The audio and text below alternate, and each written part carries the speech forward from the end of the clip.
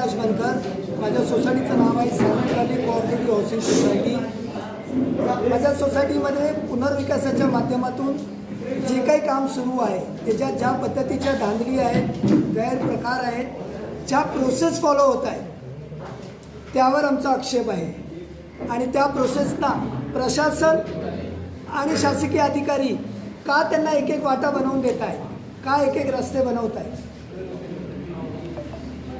आजही आमच्या संस्थेच्या पदाधिकाऱ्यांनी 20 लोकांना, 18 लोकांना, 15 लोकांना असे काही आकडे जे बाहेरच ठेवलेले आहेत, त्यांना त्यांच्या घराचा अधिकारच दिलेला नाही। हां, परंतु त्यांच्या घराचा पुनर्विकास करायचा अधिकार संस्थेने स्वतःकडे घेतला आहे। पदाधिकाऱ्यांनी, प्रशासनाने ऑर्डर देण्यासाठी ते अधिकार स्वतःकडे घेतले। बिल्डरनी त्यांचं घर पाडण्यासाठी त्यांना आम्ही नवीन घर बनवून देऊ, त्यांना आम्ही भाडं देऊ, त्यांना आम्ही हे देऊ, आम्ही त्यांना ते देऊ याचे अधिकार घेतले। परंतु त्या 18 लोकांना त्यांचं म्हणणं मांडण्याचा अधिकार नाही। मग ज्या व्यक्तींनी आयुष्यभर मेहनत करून रक्ताचं पाणी केलेलं आहे त्यांना त्यांच्या घराचा संविधानिक अधिकार जर तुम्ही देत नाही आहात, पण त्यांच्या घराचं भाडं किती येणार, त्यांचं घर कधी पाडायचं, त्यांना नवीन घर कधी द्यायचं याचा अधिकार डेव्हलपरला दिला आहे। त्यांच्या घराला पाडण्याची NOC, त्यांच्या घराचा पुनर्विकास करण्याची NOC, त्यांच्या घराच्या जागी दुसरी इमारत बांधण्याची CC, हे जे काय कायदेशीर बाबी आहेत त्या पूर्ण करण्याचा अधिकार शासनाकडे आहे। आणि ह्यांच्या घराबाबतीत काय करायचं काय नाही करायचं याचा अधिकार संस्थामध्ये आम्ही मेजॉरिटीने घेतली आहे। मग मला हा प्रश्न पडतो की मग ते 18 लोकांचं घर आहे की नाही, ते त्या संस्थेचे सभासद आहेत की नाही। आणि सिडको म्हणते की आम्ही 120 लोकांना सदनिका दिली आहे, आम्हाला 120 लोकांनी प्रॉपर्टी टॅक्स दिला आहे, आम्हाला 120 लोकांनी पाणी बिल भरलं आहे, आमची लाईट बिल 120 लोक भरतात, पण संस्था त्यांना शेअर सर्टिफिकेट देत नाही। पण त्यांच्या घराचा पुनर्विकासाचा अधिकार या तिघांकडे आहे। मग अशा लोकांनी किंवा अशा संस्थेच्या सभासदांनी जर अधिकार मिळत नाही, मॅडम पत्रकारांना मी हा प्रश्न विचारतो, मग आम्ही आत्ता येणाऱ्या महानगरपालिकेच्या निवडणुकीवर का बहिष्कार टाकू नये, का आम्ही मतदान करावं? आम्हाला आमच्या घराचं मत करायचा अधिकार नाही, आमची मतं मांडण्याचा अधिकार नाही। काय करायचं आम्ही नगरसेवकाला निवडून, काय करावं आम्ही आमदारांना निवडून?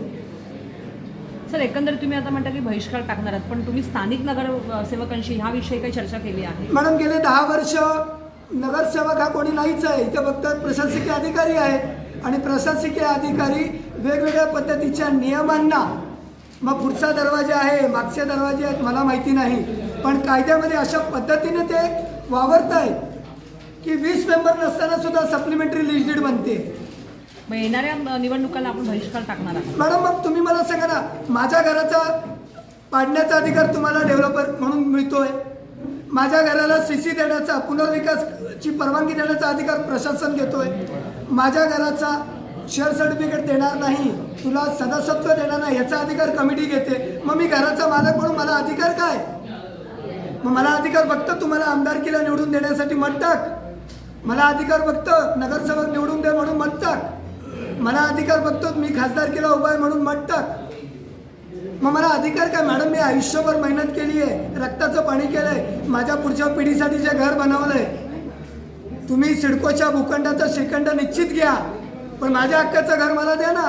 उरलेला आहे ना अजून FSI, UDCPR मध्ये तरतूद आहे ना, तो सगळा श्रीखंड घ्या तुम्ही, पण आमच्या हक्काचं आम्हाला घर द्या। तो घेण्याचा अधिकार सगळ्यांना दिलाय तुम्ही, विकासकाला अधिकार देताय, सांगता डेव्हलपमेंट ॲग्रीमेंट झालंय, प्रशासकीय अधिकारी सांगतात नाही नाही सगळं नियमाने आहे, आम्हाला त्यांना पुनर्विकासाच्या परवानग्या CC आम्हाला त्यांना द्याव्या लागणार आहे, म्हणजे ते अधिकार तुम्हाला आहेत। कमिटी सांगते नाही नाही आम्हाला निवडून दिलंय, आम्हाला ते अधिकार आहेत। मग मॅडम, माझं घर आहे, मला काय अधिकार?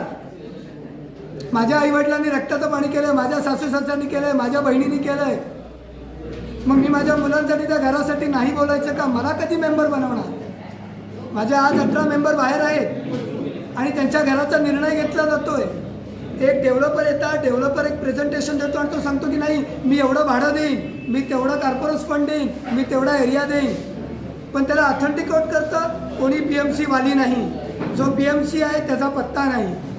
मगाशी म्हटल्याप्रमाणे एका पत्रकारांनी मला विचारलं मग PMC झोपलेत का? मॅडम ते झोपलेत का जागे आहेत ते दिसतील तर कळेल ना, ते दिसतच नाही, ते फक्त कागदावर दिसत आहे. जसं संस्थेने फक्त कागदावर 105 लोक दाखवली, पण तुमच्या DA मध्ये फक्त 66 लोक दाखवतात. प्रशासनाने विचारलं असं का, पण त्या कागदावर गणसंख्येची पूर्ती झाली आहे आणि समोर बसलेत किती, फक्त 35 लोक. मग मॅडम 120 लोकांमध्ये तर 35 लोकांमध्ये निर्णय होतोय, 13 लोक हंगामी समिती म्हणून बसतात, मग समोर राहिले किती 22. मग 22 लोकांमध्ये जर तुम्ही पुनर्विकासाचा निर्णय घेताय तर मग शासनाचा कुठला निर्णय आहे हा? 120 चे 22 म्हणजे 20% लोक झाली, 20% तुम्ही पुनर्विकासाचं काम करताय, हा कुठला पॅटर्न बनवताय? मी परत एकदा जबाबदारीने शब्द वापरतो की हा पॅटर्न कुठल्या पद्धतीचं बनवताय तुम्ही, आणि तो पॅटर्न मी कागदानिशी मी प्रूव्ह करू शकतो, माझ्याकडे ऑथेंटिक डॉक्युमेंट्स आहेत. तुमची आता एकंदरीत काय मागणी? माझी मागणी ही आहे की 120 लोकांच्या जेवढे सदस्य बाहेर आहेत त्यांना सदस्य पहिलं करून द्या, डेव्हलपरला परत एकदा बसवा, 120 लोकांना त्यांच्या मागण्या विचारा. निश्चितच त्याच्यात काही लोक तुम्हाला हो म्हणतील, काही नाही म्हणतील. नाही बोलतात म्हणजे पुनर्विकासाला विरोध नाही, पुनर्विकास सगळ्यांना हवा आहे, पण त्यांच्या हक्काचं त्यांना द्या. तुमचं एक्स्ट्रा नको, तुमच्या सिडकोच्या भूखंडाचं श्रीखंड या लोकांना नको. त्यांना फक्त त्यांच्या हक्काचं घर, त्यांच्या हक्काचं भाडं, त्यांच्या हक्काची तजवीज आणि त्यांच्या घराची गॅरंटी. कुठलाही डेव्हलपर बँक गॅरंटी देत नाही, DA मध्ये लिहिलेलंच नाही. मग तुम्ही कोणते पॅटर्न सेट करता हे? म्हणजे ह्याच्यानंतर येणाऱ्या पुनर्विकासामध्ये बँक गॅरंटी हा विषयच मिटला जर असा DA रजिस्टर होतोय. फक्त प्रेझेंटी मीटिंगला उपस्थित राहिली ही जर DAला लावून ठाणे दुय्यम निबंधक वर्ग क्रमांक 2 ठाणे 8 हे जर दुय्यम निबंधक, मी जबाबदारीने बोलतोय, ठाणे 8 वर्ग क्रमांक 2 ठाणे दुय्यम निबंधक जर हा DA रजिस्टर करतात तर मग त्यांना याच्यामध्ये पुनर्विकासाच्या परवानगीची गरज नाही. मॅनेजर टाउन सर्व्हिस व्यवस्थापकीय विभाग नंबर 1 या साहेबांच्या पुनर्विकासाच्या परवानगीची गरज नाही. त्यांना भाडेतत्व असलेली भाडेतत्वाची लिस्ट डीडची गरज नाही. मग मॅडम असे तर पॅटर्न सेट झाले तर नवी मुंबईत सगळीजणं फक्त एक PMC घेतील, एक 50 लोकांची कागदावर नोंदणी दाखवतील, 20-22 लोकांना बसवतील आणि पुनर्विकास करतील, का तर DA रजिस्टर होतो. माझा आक्षेप कमिटीवर नाही, माझा आक्षेप विकास आयोगावर नाही, माझा आक्षेप या चाललेल्या प्रोसेसवर, या चाललेल्या कार्यपद्धतीवर, याच्यावर आहे की तुम्ही कुठली प्रोसेस फॉलो करताय, हे कोणते नियम आहेत मॅडम? एकीकडे सांगता EDCPR मध्ये तुम्ही 2/3 लोकांना घेऊन पुनर्विकास करा, दुसरीकडे तुम्ही सांगता नाही 51% असले तरी चालतील, पण ते 51% कुठले?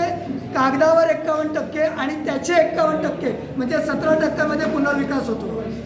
आणि हे ऑथेंटिक आहे माझ्याकडे, मी काही माझ्या घरचं बोलत नाही आहे. मला संविधानाने माझ्या एका घराचा 1 वोट करायचा अधिकार दिला आहे. माझी पात्रता, माझी इलिजिबिलिटी, माझी लायकी एका वोटची आहे, पण मग त्या 18 लोकांची तर ती पण लायकी नाही. तुमची आता काही मागणी पूर्ण नाही झाली तर तुमचं काय असतं? नाही, मी ऑलरेडी कोऑपरेटिव्ह कोर्टामध्ये या कमिटीच्या विरोधात आहे, जी 28 जानेवारीला त्याची हिअरिंग आहे, म्हणजे आर्ग्युमेंट्स आहेत. आणि मी या DAच्या संदर्भात या प्रशासकीय ज्या काही प्रोसेस आहेत त्यांच्या विरोधात मी वेगवेगळ्या ठिकाणी गेलेलो आहे. आणि अत्यंत महत्त्वाचं, माननीय प्रवीण दरेकरजीने या संदर्भातली ऑलरेडी इन्क्वायरी लावलेली आहे. आमदार प्रवीण दरेकर साहेबांनी त्यांनी या सायलेंट व्हॅलीमध्ये जो काही गैरप्रकार सुरू आहे त्याचा अहवाल सिडकोकडून, महानगरपालिकेकडून, प्रशासकीय अधिकाऱ्याकडून मागितलेला आहे. आणि आत्ता ही आलेली आहे मॅडम नवीन सहकार आयुक्त पुणे यांनी या संदर्भातले सगळे अहवाल सहनिबंधकांनी, उपनिबंधकांनी, सिडकोनी द्यावेत असा आदेश 19/12/2025ला पारित केला आहे. मग प्रशासन यांना कुठल्या आधारावर CC देते, पुनर्विकासाची परवानगी देते, कुठल्या आधारावर डेव्हलपर परत येतो आणि प्रेझेंटेशन देतो, सांगतो ना मी आता भाडं वाढवतो का? या इन्क्वायरी आहेत म्हणून, या इन्क्वायरी आहेत म्हणून तुम्ही कॉर्पोरेट फंड देताय, या इन्क्वायरी आहेत म्हणून तुम्ही भाडं वाढवून देताय, या इन्क्वायरी आहेत म्हणून तुम्ही आता सांगताय मी 25 स्क्वेअर फीट देते, पण ती तुमची बाल्कनीतली सर्व्हिस एरिया दे, कार्पेट नाही देणार. हे कसं म्हणजे प्रशासनाने इन्क्वायरी लावल्यावरच तुम्ही पुनर्विकास योग्य पद्धतीने करणार आहात, तर माझं त्या पुनर्विकास करणाऱ्या प्रत्येक संस्थांना आव्हान आहे की पहिलं तुम्ही अशा प्रकारच्या तुमच्या इन्क्वायरी लावा आणि मग पुनर्विकास करा, म्हणजे तुम्हाला तुमच्या न्यायाचं मिळेल, तुमच्या हक्काचं घर मिळेल, तुम्हाला संविधानाने दिलेल्या अधिकाराचं तुम्हाला म्हणणं मांडता येईल. मी ही संस्थेचा पदाधिकारी नाही, मी सदस्य आहे म्हणून मांडू शकतो. जे सदस्य नाहीत त्यांना बोलायचाही अधिकार नाही. मग आम्ही मॅडम अशा पत्रकार परिषद घ्यायच्या, काळ्या भीती लावायच्या, तोंडाला काळे मास्क लावायचे, हे कितपत आहे? हे लोकशाहीला दिसतं का चांगलं? तुम्ही एकीकडे सांगता की सुट्टी दिली आहे मतदान करायला या, आणि आम्हाला सांगता काळ्या भीती लावून बसून आम्ही ते निषेध नोंदवायचा. एवढ्या इन्क्वायरी लागल्यानंतरही आम्हाला जर पत्रकार परिषद घेऊन आमच्या निषेध नोंदवावे लागत आहेत, मग मॅडम ही लोकशाही कुठली नाही, हा पुनर्विकास कसला? मग ही लोकशाही कोणासाठी आणि हा पुनर्विकास नक्की कोणाचा? विकासकाचा, पदाधिकाऱ्यांचा का अजून कोणाचा? थँक्यू. थँक्यू.